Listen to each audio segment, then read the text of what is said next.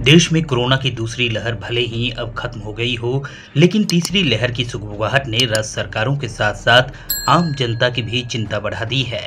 इसी के साथ डॉक्टरों ने भी अपनी कमर कस ली है। लेकिन मुंबई की राष्ट्रीय उत्तर भारतीय समाज पार्टी ने कोरोना काल में मजबूती से काम करने वाले डॉक्टरों को चिकित्सक भारत रत्न देने की मांग की है। पार्टी के राष्ट्रीय अध्यक्ष विजय कुमार शर्मा ने देश के राष्ट्रपति, प्रधानमंत्री और गृह मंत्री को पत्र लिखकर चिकित्सक भारत रत्न, चिकित्सक महावीर रत्न, चिकित्सक वीर रत्न देने की मांग की है। पार्टी के अध्यक्ष विजय कुमार शर्मा ने चेतावनी देते हुए कहा कि अगर भारत सरकार ने उनकी मांगें नहीं पूरी की तो वे अपने कार्यकर्ताओं के साथ आगामी अक्टूबर महीने में डॉक्टरों के साथ मिलकर आमरण अनशन करेंगे। बहरहाल उत्तर भारतीय समाज पार्टी के इस मांग को सरकार पूरा करेगी या नहीं, ये तो आने वाला वक्त ही बताएगा। आप देखेंगे कि विभिन्न क्षेत्रों में हमारे देश की सरकारों ने समय समय पर विभिन्न संस्थाओं को पारितोषिक दिया है, उनको विभूषित किया है।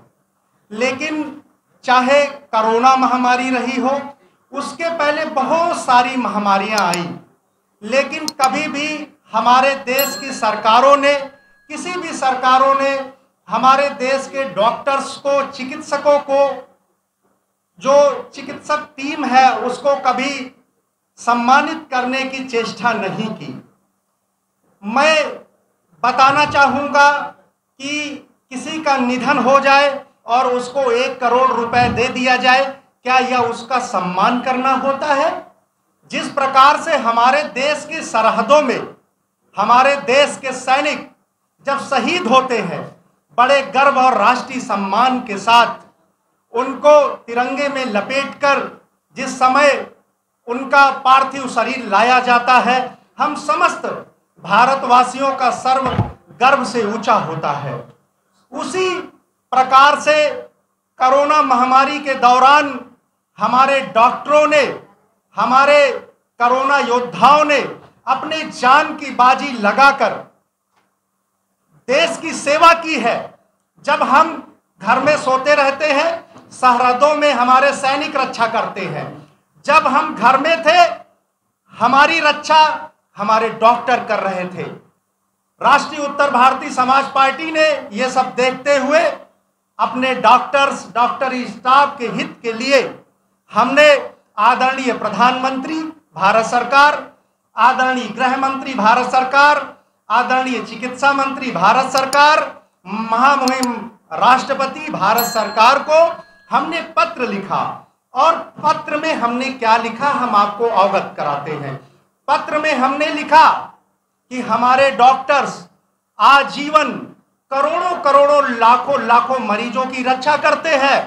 वो ऐसे ऐसे मरीजों की दवा करते हैं जो जिंदगी से जंग हार चुके होते हैं, लेकिन डॉक्टर्स दिन रात मेहनत करके उनके जान को बचाते हैं। क्या ऐसे महानतम डॉक्टर को चिकित्सा भारत रत्न नहीं देना चाहिए? अगर किसी को सबसे पहले भारत रत्न देना चाहिए था तो वो हमारे देश के डॉक्टर्स को देना चाहिए था। और भारत सरकार से आप लोगों के माध्यम से जितनी भी राजनीतिक पार्टियां हैं जो सत्ता में है, विपक्ष में है, उनको आज मैं आगाह करता हूं कि यह विषय हमारे देश की उस संप्रभुता से जुड़ा हुआ है जिसका एक बहुत बड़ा अंग हमारे डॉक्टर्स हैं। हमारे डॉक्टरों की संख्या 10 लाख से एबव है हमारे भारत में।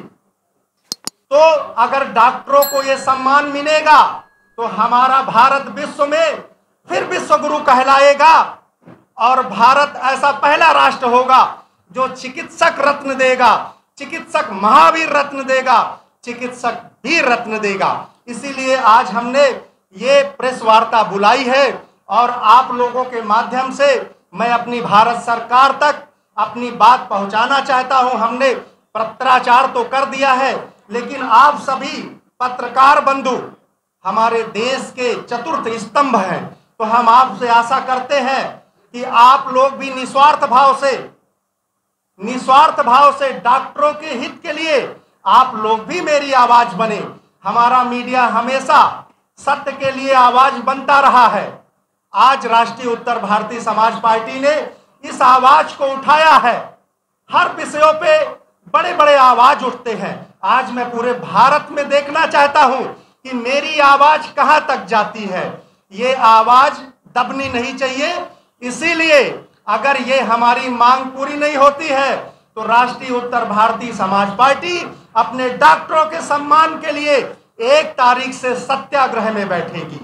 1 अक्टूबर से सत्याग्रह में बैठेंगे और हमारे देश को असहयोग आंदोलन, बहुत सारे आंदोलन के जनक माने जाने वाले राष्ट्रपिता महात्मा गांधी के दिन भी हम सत्याग्रह करेंगे और राष्ट्र को यह संदेश देना चाहते हैं कि जब तक हमारे सभी डॉक्टरों को चिकित्सा रत्न से सम्मानित नहीं किया जाएगा, चिकित्सा वीर रत्न से सम्मानित नहीं किया जाएगा, चिकित्सा महावीर रत्न से सम्मानित नहीं किया जाएगा, राष्ट्रीय उत्तर भारतीय समाज पार्टी चुप बैठने वाली नहीं है। हम इस विषय को पूरे भारत में, पूरे विश्व मानस पटल में उठाएंगे। Bureau report, sports news.